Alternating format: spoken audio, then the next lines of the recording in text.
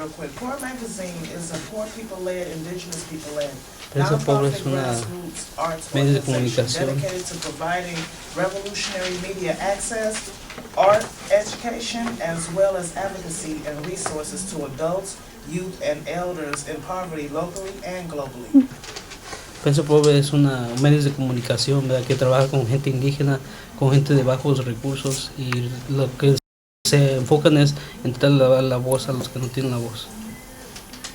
Great, thank you all.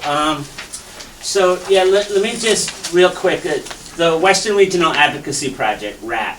A bunch of us, I had come up through the Tenderloin, like I said earlier. I was actually asked out at the time I was like 15 till I ended up here at 22. And this was in 1983, and it was a very different scene in terms of what homelessness was. It was almost brand new. Actually, the homeless shit started in San Francisco in terms of a program in October of '82. So it really was like, what the hell's going on? What are all these people doing? You know, St. Anthony's, after eating, nobody had anywhere to go. Hospitality House as a youth program and an arts program used to close at 11 o'clock at night. And all of a sudden it was like, I got nowhere to go. So they started letting people crash there, and it literally was a crash pad. And over time, actually pretty quickly, it got professionalized. And the city started saying to the Hospitality House in St. Anthony's and Salvation Army, and some of the pimps really started getting into it. And it became your problem. It became the nonprofits' problem and the homeless people's problem. And it was no longer we as a community were experiencing a crisis. It was these dysfunctional, fucked up homeless people need to be rehabilitated to fit back into society. And you see that on St. Vincent de Paul's trucks today. Help us help them fit back into society. And any kind of discourse of there's a societal issue that's fucked up and needs to be rehabilitated and needs life skills training got thrown out the window. And the funding dictated the power. And the power was not saying, we're going to fund you guys to change us. It was, we're going to fund you guys to make sure that there's not a revolution.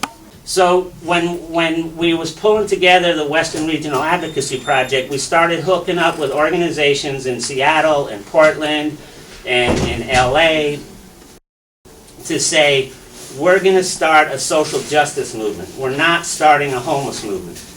We're starting a movement that is based in social justice, because no matter what separates different people, when you start talking about the spirit and you start talking about the heart of individuals and families and whether they got kids or don't got kids or whether they've been homeless or not been homeless, when you start talking about what's in the soul and what's in the heart of people, you start finding those common threads.